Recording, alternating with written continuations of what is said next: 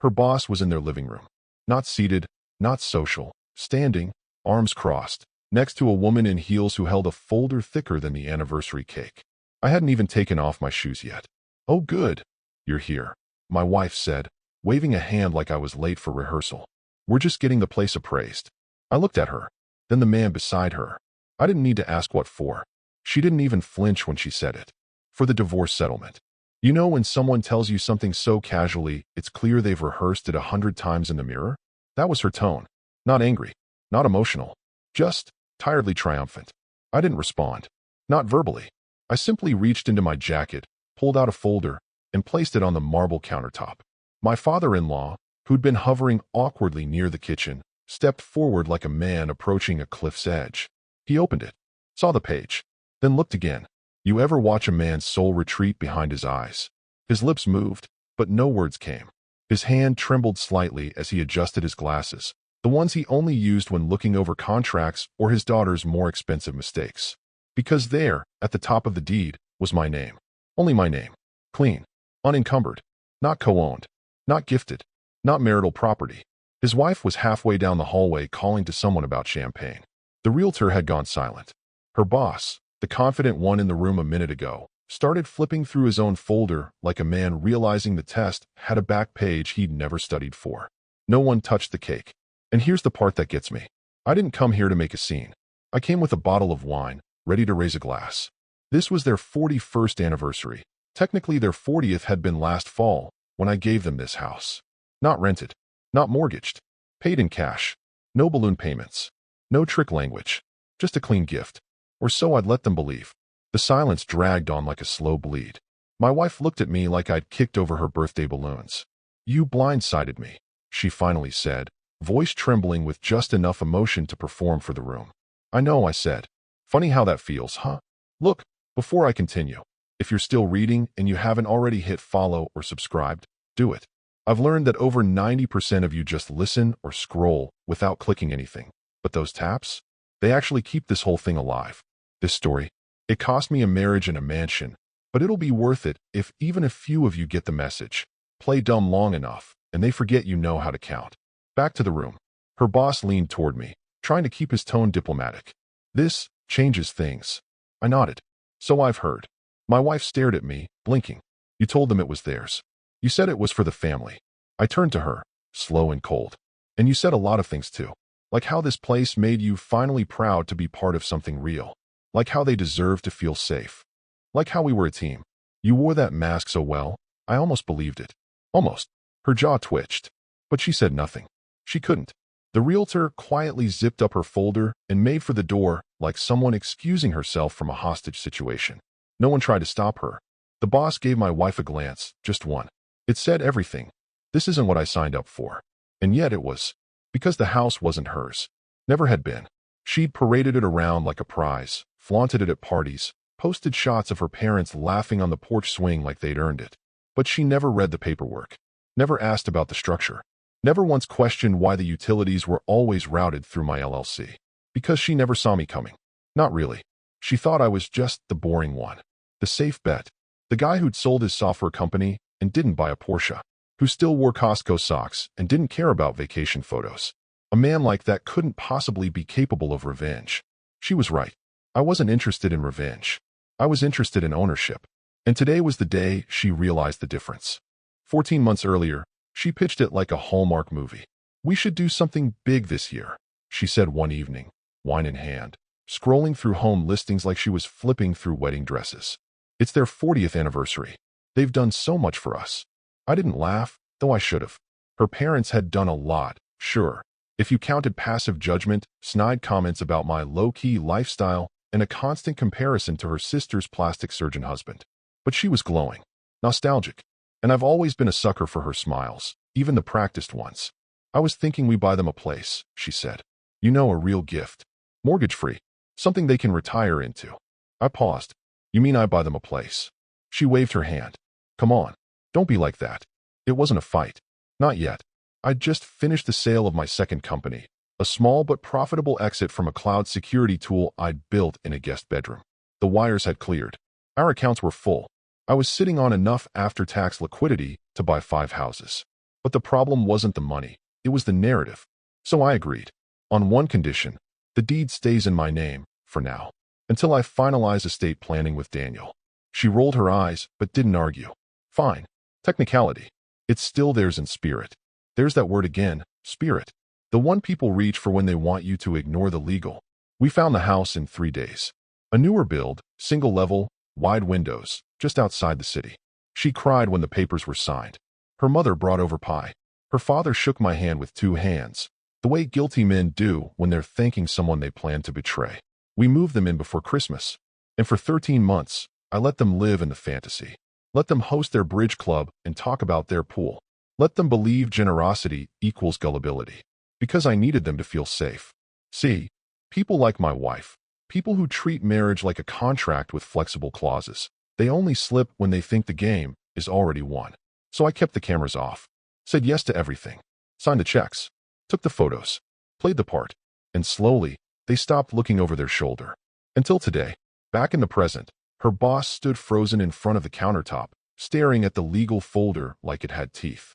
The realtor, clearly not new to awkward scenes, began packing up her binder without a word.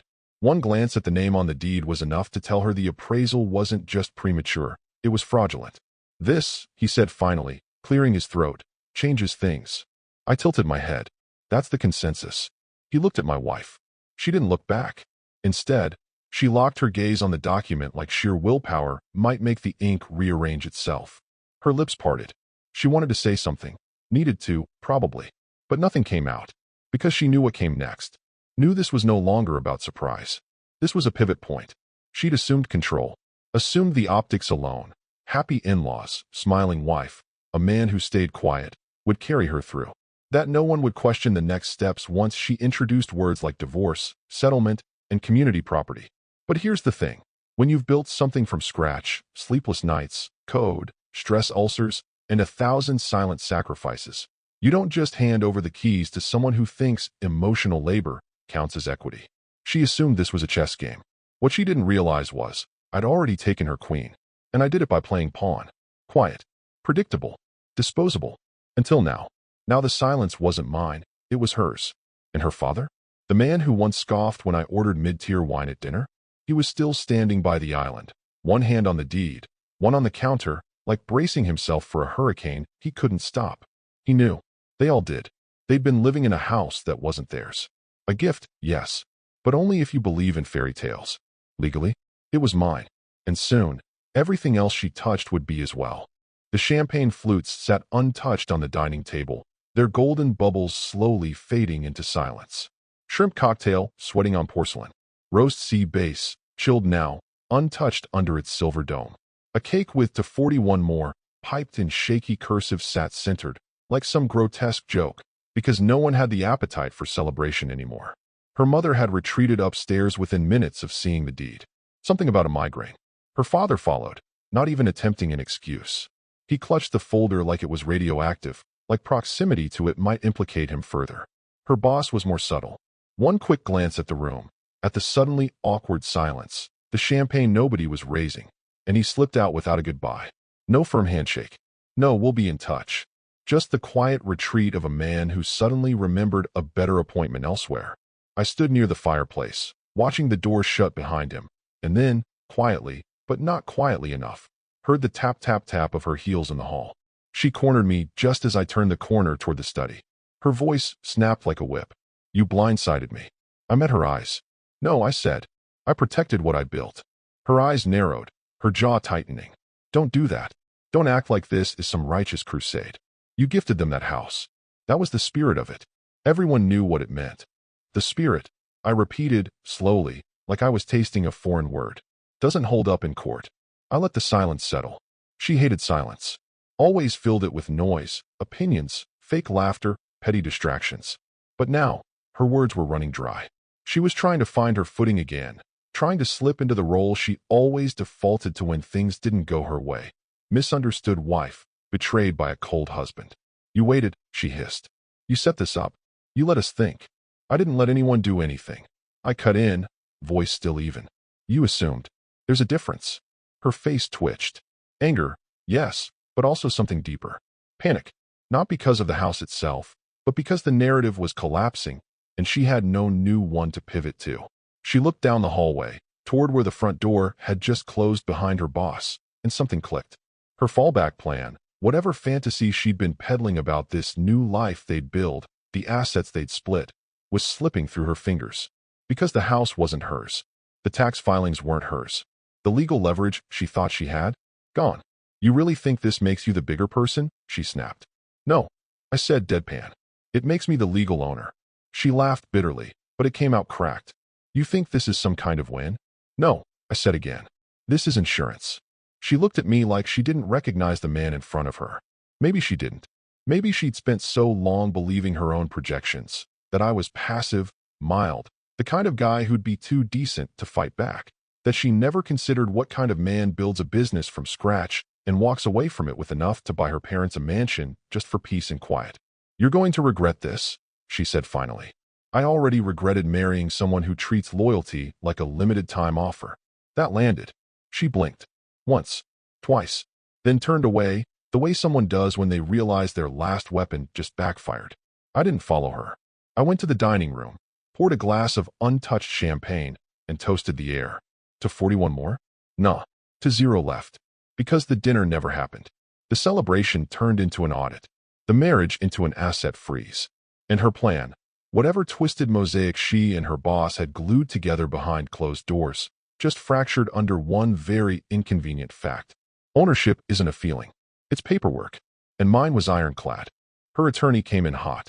Young, aggressive, and probably sold on the promise of a clean-cut divorce with a quick payout.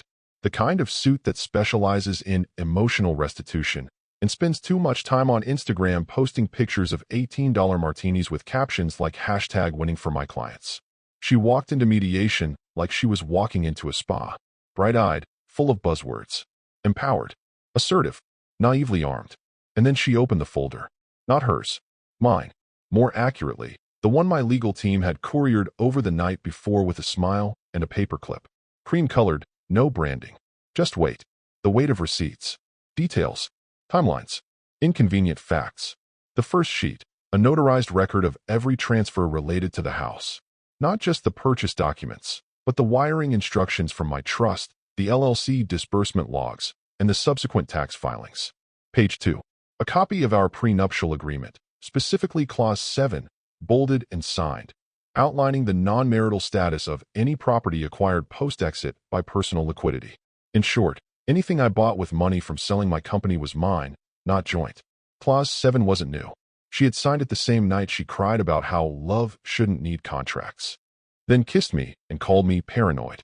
She stopped mentioning it after the honeymoon. Until now. But that wasn't the kicker. Next was the letter, dated 11 months ago, on letterhead, signed in blue ink by her father. The same man who clutched that deed like a defibrillator now. It was short, 3 sentences. To whom it may concern, the residence at address has been granted for temporary use during our retirement phase. We understand legal ownership resides solely with my name, and we acknowledge no claim of title or value. Signed, her father's name. Apparently, gratitude has a paper trail. I made sure of it. The attorney blinked. Once. Then flipped to the final section. I knew which one it was. I had saved it for dessert. 6 months of security logs. Pulled from the property's smart system. Not just video timestamps, but digital access pings. Every entry. Every device ID. Cross-checked. And there it was. Repeated entries during weekday afternoons. Usually between 12:45 and 2:30 p.m. Always when her parents were out. Always marked as unrecognized device. Manual override. The name tagged to the device. A phone linked to him. Her boss. Uninvited visits. Dozens of them. Her lawyer paused. Adjusted her jacket. Slowly closed the folder. Then looked across the table at my attorney, who hadn't said a single word beyond good morning. And in a voice no longer wrapped in confidence, she asked, "Did your husband set this up?" There was a long, sour pause. I didn't answer, because I didn't need to. The woman sitting next to her, the one who'd once promised me, "We'll always talk things through," was now silent. Not stoic. Not angry. Just quiet in that particular way someone gets when they've just realized they brought a toy sword to a live firing range. Her lawyer waited. Tried to meet her gaze. She didn't return it. Because deep down, even through her pride, Even through the crumbling fantasies she'd built around the idea of outmaneuvering me, she knew the truth. None of this was sudden. It wasn't revenge. It was insurance. Calculated. Documented. Dated. See, that's the part they never expect from the quiet ones. The men who let them have the last word, the loud laugh, the Instagram post about their real soulmate. They expect chaos when it crumbles, not folders. And when that folder closes, so does the leverage. The legal ground beneath her, once assumed solid, was now sliding, paper by paper, signature by signature, into something much colder. A battlefield. And she'd walked in unarmed. It was nearly midnight when the call came. Her screen lit up with Dad, and for a moment she hesitated, thumb hovering, mind racing. Maybe he was calling to console her, to reassure her that everything would blow over, that they were still a family, and that it was just a misunderstanding. She answered with a sigh already preloaded. Hey, Dad. His voice cut through like a scalpel. Low. Controlled. No warmth. I thought this was just a marriage problem, he said. But now you've embarrassed me. Silence. Not from shock. She was too wired for that. But because she didn't know where this was going yet. And he didn't give her time to figure it out. I had my golf buddy call, he continued. Tax specialist. He looked up the parcel ID. Her breath caught. You want to guess what name's on the title? He asked, already knowing she wouldn't.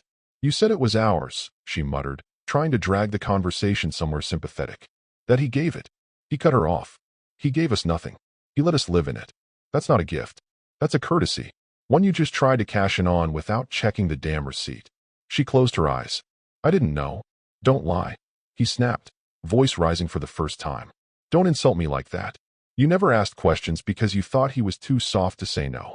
He is manipulative, she said sharply. He set this up. Her father laughed. Once. Hard. And you played right into it.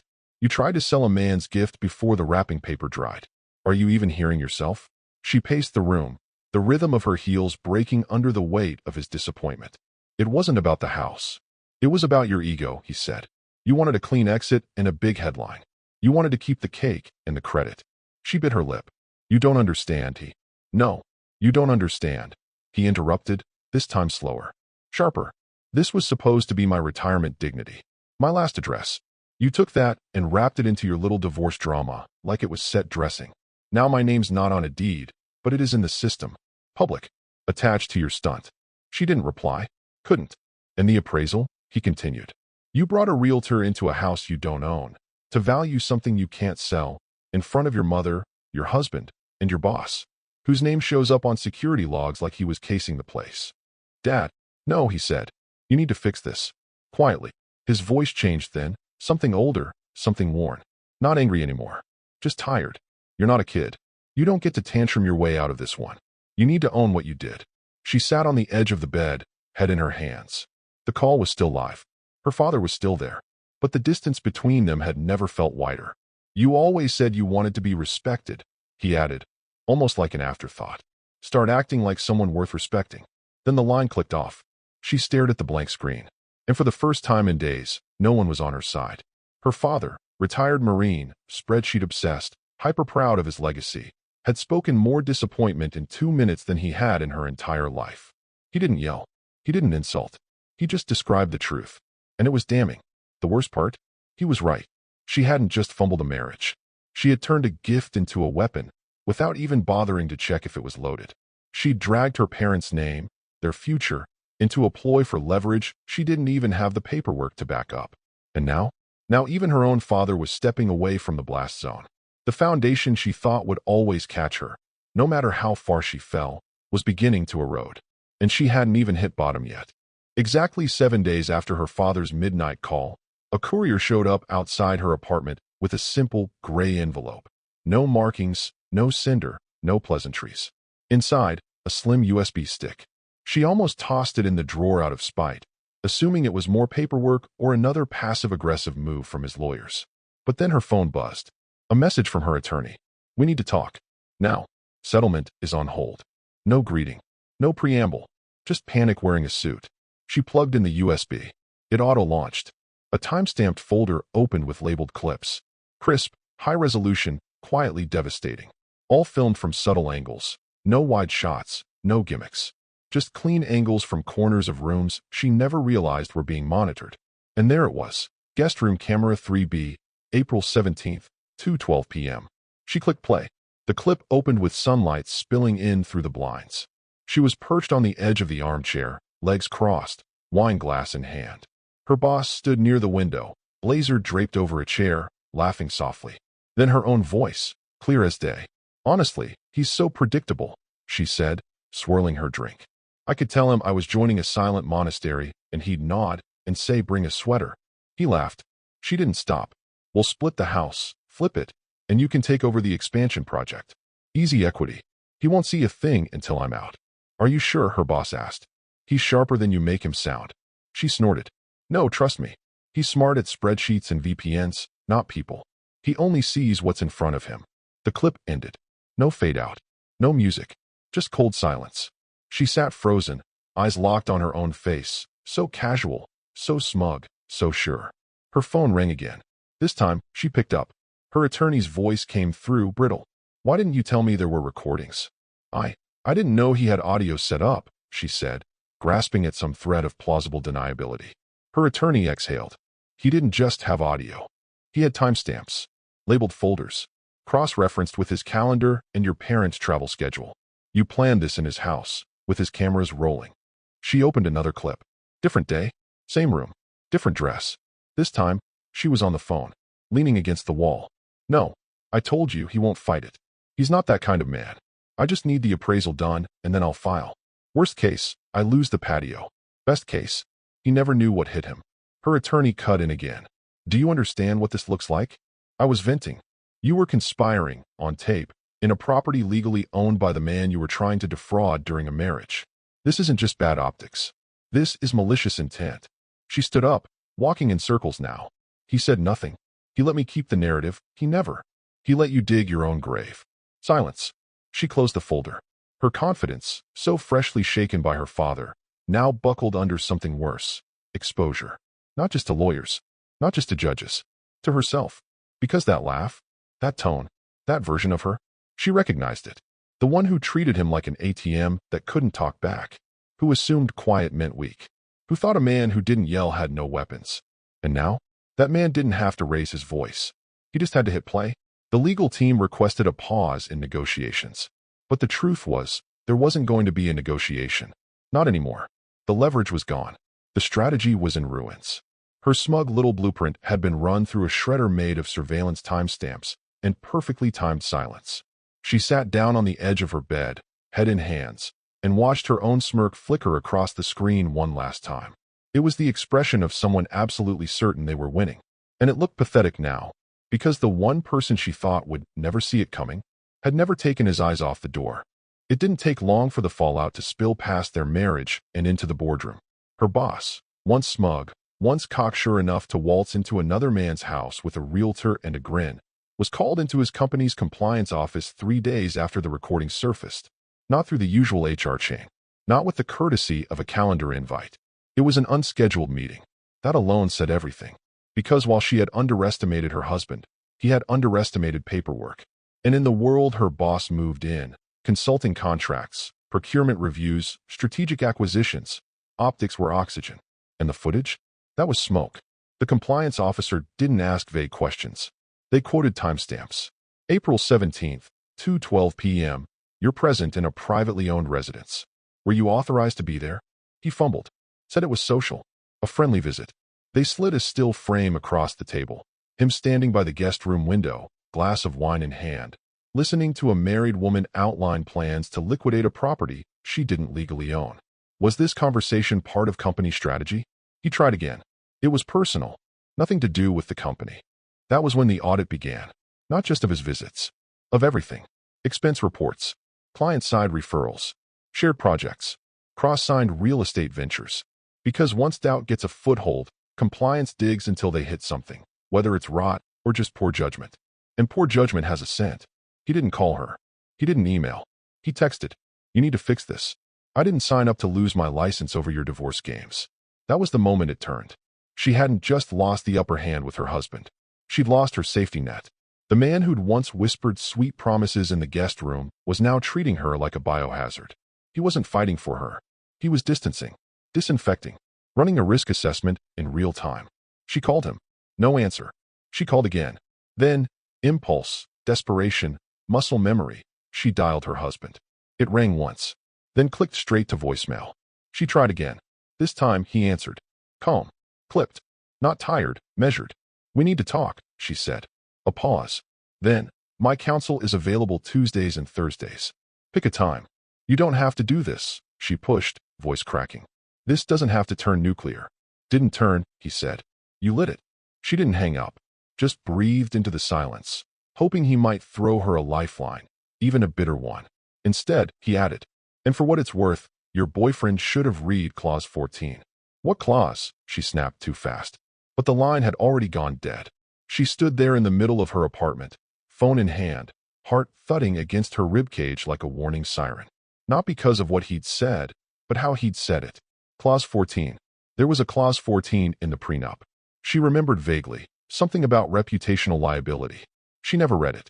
Never thought she'd need to. She was wrong. Now the man who once bought her parents a mansion without blinking was treating her like a hostile merger. Because this wasn't just a divorce anymore. This was containment. Her boss? His text stopped. His LinkedIn went dark. His name no longer popped up on the firm's directory by week's end. Rumors began to circle. Leave of absence. Pending inquiry. Executive reassignment. She scrolled through them alone. No updates. No allies. The net she'd woven, built from charm, from confidence, from strategic affairs and clever pillow talk, was dissolving strand by strand. And at the center of it was a man she once called forgettable. Now, she couldn't forget a single thing he said, especially the part where he'd warned her, I protect what I build. Turns out, he meant all of it. The mediation room was sterile, in that perfectly curated corporate way. Glass walls, 2 white walls, polished table, carafe of filtered water nobody touched. It wasn't a courtroom, but it might as well have been. The gravity was the same, maybe worse. She came in with eyes blazing. Hair done. Expensive blouse, 1 shade too bright for a negotiation. Lipstick like war paint. If confidence could be worn like armor, she'd layered it thick. From the first second, she pushed. He used me, she said, leaning forward in her seat, voice sharpened for performance. He manipulated everyone. My parents, my friends, even our lawyers. He staged all of this. Across the table, he didn't flinch. She wasn't looking at him anyway. She was playing to the mediator. A quiet woman in her 50s with a notepad and unreadable eyes. Not her audience of choice, but the only one that mattered now. He let me believe the house was ours, she continued. He created a false sense of security. I acted based on trust. That should matter. The mediator gave a small nod. Then let's review the ownership documentation. She handed the file to the assistant.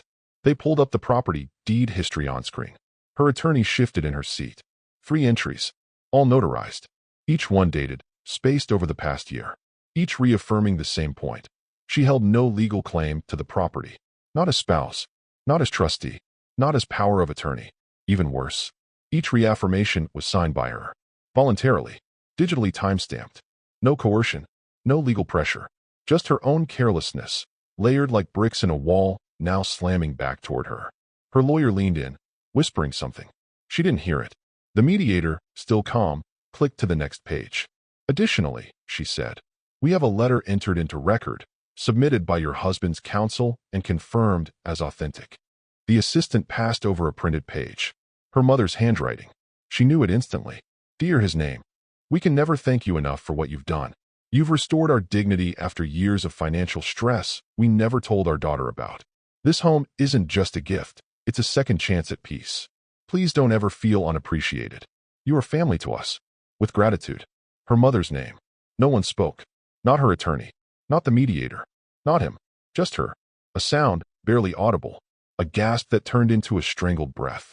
The kind you let out when you realized the person you once mocked for being too methodical had built an entire war chest beneath your feet while you were still counting your likes. She tried to speak. Failed. Again. He was supposed to. Her voice cracked. He was supposed to love me. Not trap me like this. The mediator folded her hands. He didn't trap you. He documented you. She broke then. Not loudly. Not dramatically. It was worse. A slow fold inward. Shoulders caving. Eyes blinking but unfocused. Like her own reflection was unrecognizable now. This version of herself reduced to paper cuts. Each one dated, signed, and unredactable. She reached for a tissue. Missed. Her attorney stayed silent. Because there was nothing left to argue. The fire she brought, the accusations, the performance, the attempted moral high ground, burned out under the weight of ink.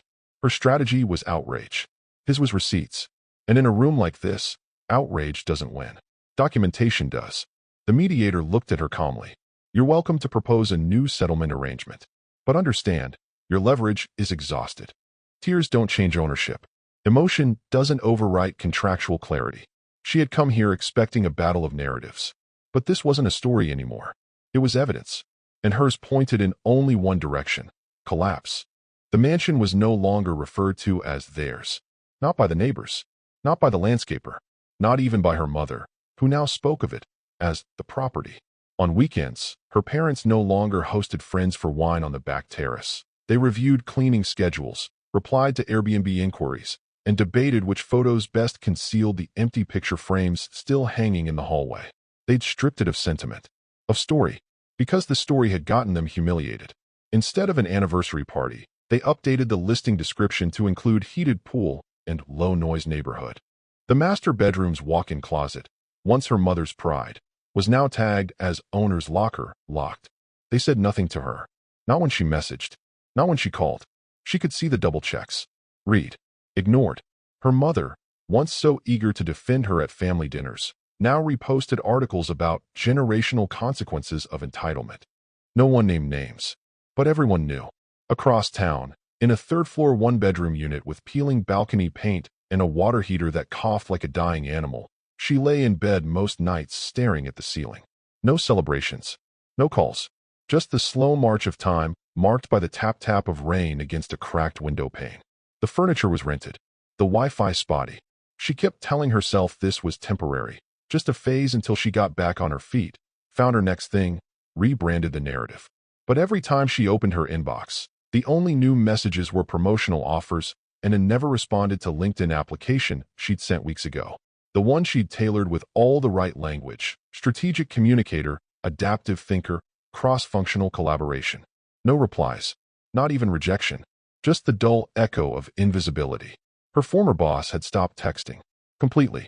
After the compliance meeting and the leave of absence, he disappeared into legal fog. No Instagram updates. No cryptic stories. Just an account that slowly faded until the algorithm forgot he existed. And when she emailed him, just once, he replied with 6 words. This is no longer appropriate communication. She stared at those words for hours, then deleted them. From her tiny window, she could see the park across the street. On weekends, families passed beneath it. Kids on scooters, couples holding coffees and dogs and dreams she once found too pedestrian. Now they looked enviable. She used to measure success by property lines and partner salaries. Now she measured it in decibels. The laughter outside was just out of reach. She didn't join it. She didn't belong to it. She simply watched it, like a woman on the wrong side of glass. The mansion? Still standing. Still perfect. Still owned by a man who never once needed to scream. Still booked solid through the summer. Every rental a reminder. Every 5-star review another brick in the monument of her mistake. She once called it a gift for their dignity. Now it stood as proof of her own erasure. Because she hadn't just lost a house, or a husband, or a plan. She'd lost the script. And the silence that followed wasn't peaceful. It was permanent. 3 months passed. Long enough for the headlines to quiet, the lawyers to vanish back into their private elevators, and for her name to slip beneath the surface of gossip she once thrived in. She was back at her temp job, manning a reception desk that didn't even face the lobby when the letter arrived. Plain envelope. No branding. No stamp markings. Just slid beneath her apartment door sometime between her morning cereal and her 11 a.m. cigarette she swore she'd quit. She opened it casually. Inside, a photograph. Her parents, standing stiffly in front of the mansion. Not smiling, posed. Her mother's hands folded like she was at a funeral. Her father wearing the same strained expression he used to reserve for tax season. And behind them, centered perfectly in the frame, was him. Her ex-husband, standing on the porch. Not gloating. Just there. Present. Like the house itself had chosen its rightful inhabitant. On the back of the photo, written in black ink, clean print. Next time, build something you're willing to protect. No signature. No address. No threat. Just finality. That same afternoon, a notice hit the public property ledger. A routine update most people would never see. But she had alerts set. She saw it within minutes. The mansion was no longer held under his name. It had been transferred, not sold, not gifted, reassigned, to a newly formed entity, the Ridgeworth Foundation. Its mission? Support single fathers pursuing business education, access to seed funding, and mentorship in tech. She looked deeper. He was listed as chairman. She blinked. Read it again. Chairman, not owner, not vindictive ex. Chairman, because he hadn't just moved on. He'd built again, reinvested the very structure she tried to weaponize into a tool for men like him. Quiet builders, overlooked founders, dads who were told, "You'll figure it out," and never asked for help because they assumed no one would give it. The foundation had already made 3 microgrants. She found the site, simple, clean. A testimonial from a 31-year-old dad who'd lost everything in a custody battle and rebuilt a design agency from his garage. Thanking Ridgeworth. Thanking the anonymous benefactor who turned pain into structure. She stared at the screen, and for the first time, felt small. Not pitted, not hated, irrelevant. Because he hadn't just won. He erased her from the victory. She wasn't the reason he built the foundation. She was the debris it was built over. And the most brutal part? She couldn't even spin it. Couldn't call it spite. Couldn't make it about revenge. Because it wasn't. He didn't flaunt it. He didn't leak it to friends. He didn't post cryptic status updates. He just moved the title, moved the mission, and moved on. He'd left her the perfect parting gift. An empire of silence, wrapped in legacy. She held the photo in her hands for hours that night. Not crying. Not throwing it. Just holding it. Because there was nothing left to say. The man she tried to reduce, underestimate, repackage into a soft landing, had already rebuilt his world. One she'd never be invited into again.